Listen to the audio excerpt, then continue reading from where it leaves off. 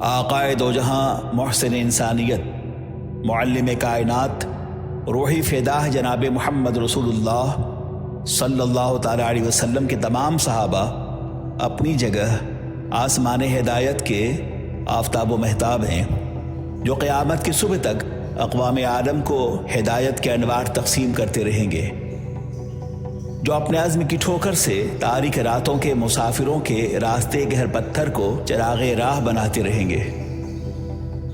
اللہ کے نبی سرور کائنات صلی اللہ علیہ وسلم کے یہ وہ مقدس صحابہ ہیں جن کا چہرہ نور کے سمندر میں ڈوبا ہوا ہے، جو ساری کائنات کو اللہ کی معرفت تقسیم فرماتے ہیں، محبت رسولی کی بنیاد پر، عشق الہی کی بنیاد۔ ان کا سب سے بڑا احسان یہ ہے کہ انہوں نے آقائے دو جہاں سرور کائنات صلی اللہ تعالی وسلم کے لائے ہوئے نظام حیات کو اپنی صحرا نوردی کے ذریعے سے، اپنی دقت ترازی کے ذریعے سے، اپنی محنتوں کے ذریعے سے، اپنی مسافرت کے ذریعے سے، اپنی کوششوں محنتوں کے ذریعے سے محفوظ فرما لیا ہے۔ قرآن پاک، احادیث نبویہ کا جو ذخیرہ ہمارے پاس موجود ہے وہ انہی صحابہ کی محنتوں اور دقت ترازیوں کا ثمرہ ہے۔ واللہ العظیم، ان مقدس صحابہ نے احادیث نبویہ کو جمع کرنے میں اتنی کوشش کی ہے، اس کا یہ صلاح ہے کہ ان احادیث نبویہ کی روشنی میں اور آیات قرآنیہ کی روشنی میں ان مقدس صحابہ کی تاریخ حیات بھی قیامت کی صبح تک باقی رہنے والی ہے اور زندہ رہنے والی ہے۔ یہ رب کا عطیہ ہے اور ان کی خدمات دینی، محبت رسولی، سرور کائنات کی ذات اقدس سے ان کی وفا شعاری اور ایثار کا ثمرہ ہے جو اللہ نے انہیں عطا فرمایا ہے۔ ان تمام چہروں میں ایک عظیم چہرہ جو بڑا نمایاں ہے وہ امیر المؤمنین، داماد رسول، خلیفہ رسول حضرت علی مرتضیٰ کرم اللہ وجہ الکریم کا ہے، جن کے بارے میں اللہ کے نبی سرور کائنات نے ارشاد فرمایا کہ لوگوں، علی کا چہرہ دیکھنا عبادت ہے، النظر الی وجہ علی عبادت۔ آقائے دو جہاں سرور کائنات صلی اللہ علیہ وسلم کا معمول یہ تھا کہ حضرت عائشہ صدیقہ رضی اللہ تعالیٰ عنہا بیان کرتی ہیں کہ میں نے اپنے والد حضرت ابوبکر صدیق رضی اللہ عنہ کو دیکھا کہ وہ کثرت سے حضرت علی کے چہرے کو دیکھا کرتے تھے۔ ایک بار کا واقعہ ہے کہ میں نے پوچھا اپنے ابا حضور سے کہ آخر کیا وجہ ہے کہ آپ کثرت سے حضرت علی کے چہرے کو دیکھتے رہتے ہیں؟ تو حضرت ابوبکر صدیق رضی اللہ تعالیٰ عنہ نے جواب دیا کہ اے میری بیٹی عائشہ، میں نے حضور نبی مکرم صلی اللہ علیہ وسلم کو فرماتے ہوئے سنا کہ علی کے چہرے کو تکنا بھی عبادت ہے۔ یہ وہی علی مرتضیٰ کرم اللہ وجہ الکریم ہے کہ بیت رضوہ میں آپ کو شریک ہونے کا عظیم الشان شرف حاصل ہوا۔ اس بیت کے شرکاء کو اصحاب شجرہ کے نام سے قرآن پاک میں یاد کیا گیا ہے۔ ان الذین یبایعونک تحت الشجرہ انما یبایعون اللہ ید اللہ فوق ایدیہم۔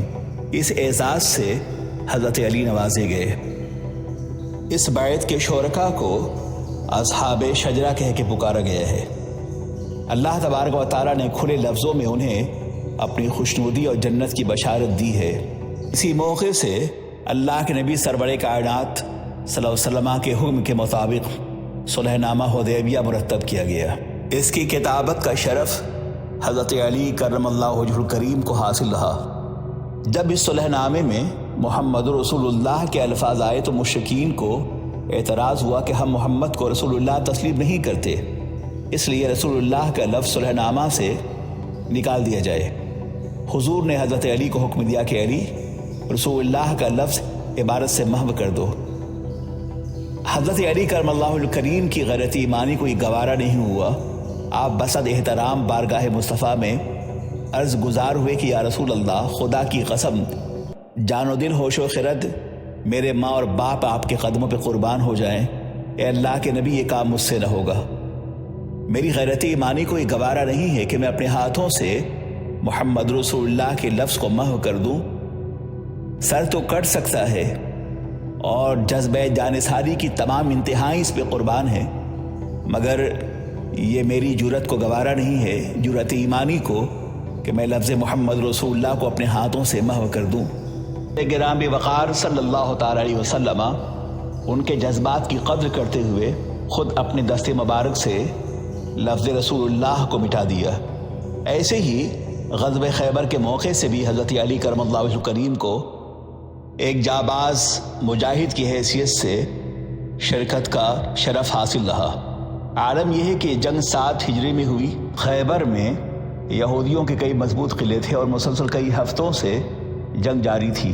اللہ کے نبی سرور کائنات صلی اللہ علیہ وسلم نے ارشاد فرمایا کہ کل میں اس شخص کو عالم دوں گا جس کے ہاتھ پر اللہ فتح عطا فرمائے گا، جو اللہ اور اس کے رسول کو محبوب رکھتا ہے اور اللہ اور اس کے رسول بھی اسے اپنا محبوب رکھتے ہیں۔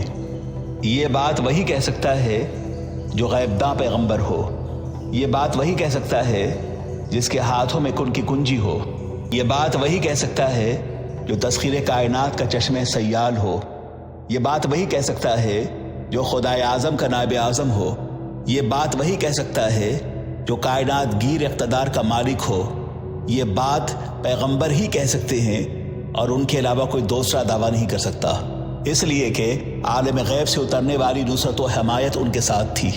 اللہ کے نبی سرور کائنات صلی اللہ علیہ وسلم نے جب یہ کہا کہ کل کی صبح میں جس کے ہاتھ میں جھنڈا دوں گا وہ خیبر کو فتح کر لے گا، تو عالم یہ تھا کہ تمام صحابہ نے رات اس انتظار میں گزاری کہ دیکھتے ہیں کہ کل کی صبح کس کے مقدر میں یہ سعادت لے کر آتی ہے، اور کل کی آنے والی صبح کس کے لیے یہ اعلان کیا جائے گا کہ جس کے ہاتھ میں جھنڈا دوں گا وہ خیبر کو فتح کر لے گا۔ صبح ہوئی تو نبی مکرم سرور کائنات صلی اللہ علیہ وسلم صحابہ کے ہجوم میں حضرت علی کو آواز دی۔ لوگوں نے کہا یا رسول اللہ، علی کو آج شعب چشم ہے۔ اللہ کے نبی سرور کائنات صلی اللہ علیہ وسلم نے حضرت سلمہ بن اکوع کو کہا کہ جاؤ علی کو بلا کے لے آؤ۔ حضرت سلمہ بن اکوع انہیں سہارا دے کر رسول اللہ سرور کائنات کی خدمت اقدس میں لے کر آئے۔ آپ نے ان کی آنکھوں میں اپنا لعاب دہن لگایا جس سے شکایت دور ہو گئی، یوں مسکرائے جان سی کلیوں میں پڑ گئی، یوں لب کشا ہوئے کہ گلستہ بنا دیا۔ اے دو جہاں سرور کائنات صلی اللہ علیہ وسلم نے حضرت علی کو عالم جہاد عطا فرمایا اور حملہ کرنے کا حکم دیا۔ حضرت علی کرم اللہ وجہہ کریم نے عرض کی یا رسول اللہ، کیا یہود کو بزور شمشیر مسلمان بنا لوں؟ تو اللہ کے نبی نے ارشاد فرمایا نہیں، ان کو نرمی سے اسلام کی دعوت دو۔ اگر تمہاری تبلیغ سے ایک شخص بھی راہ ہدایت پہ آ گیا تو یہ تمہارے لیے کسی عظیم نعمت سے بہتر ہے۔ ظاہر ہے کہ جب لوہے کی تلوار چلتی ہے تو کافر کٹتا ہے، اس کا کفر نہیں کٹتا، مگر اخلاقیات کی جب تلوار چلتی ہے تو کافر نہیں کٹتا، اس کا کفر کٹتا ہے۔ نبی اعظم سرور کائنات صلی اللہ علیہ وسلم وہ طبیب اعظم بھی تھے۔ ان کا مقصد یہ تھا کہ دلوں کی دنیا کو اللہ کے عرفان سے آباد کیا جائے۔ جب دلوں پہ انقلاب برپا ہوں گے تو پھر پورا وجود اس انقلاب سے متاثر ہوگا۔ مغربی ارباب علم و دانش اس بات کو تسلیم کرتے ہیں کہ اگر اسلام تلوار کی بنیاد پہ پھیلتا تو آج انڈونیشیا کی زمین سے لے کر اور ویسٹ انڈیز تک جو اسلام پھیلا ہوا ہے وہ تلوار کی بنیاد پہ نہیں پھیلا ہے۔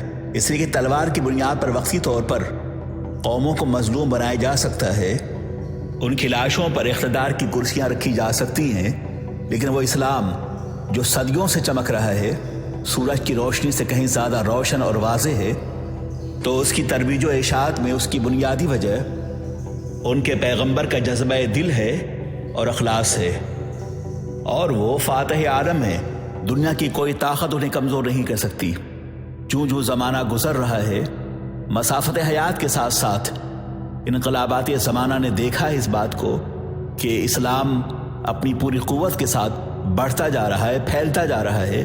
اس سیل رواں کو دنیا کی کوئی طاقت روک نہیں سکتی، اس لیے کہ اللہ کے نبی سرور کائنات صلی اللہ علیہ وسلم امیر کشور محبت تھے۔ انہوں نے اخلاقیات اور محبتوں سے لوگوں کا دل جیتا ہے۔ یقین محکم، عمل پہم، محبت فاتح عالم، جہاد زندگانی میں یہ مردوں کی شمشیریں۔ اللہ کے نبی سرور کائنات صلی اللہ علیہ وسلم کی دعوت زندگی کا نمایاں ترین پہلو ان کا اخلاص رہا ہے اور ان کی محبتیں رہی ہیں۔ بدر کی فاتح محبت رسول ہے، غزوات کی فاتح محبت رسول ہے، خیبر کی فاتح محبت رسول ہے، تبوک کی فاتح محبت رسول ہے، کربلا کی فاتح محبت رسول ہے، حنین کی فاتح محبت رسول ہے۔ محبت رسول ہی کے سارے کرشمہ سازیاں ہیں۔ اگر محبت رسول ہی نہ ہوتی تو صحابہ کرام اپنی گردنوں کا نذرانہ پیش نہ کرتے اور نقد جا لے کر بارگاہ مصطفیٰ میں حاضر نہ ہوتے، یہ سب کے سب محبت رسول ہی کا اعزاز ہے اور یہ انہی کا فیضان ہے۔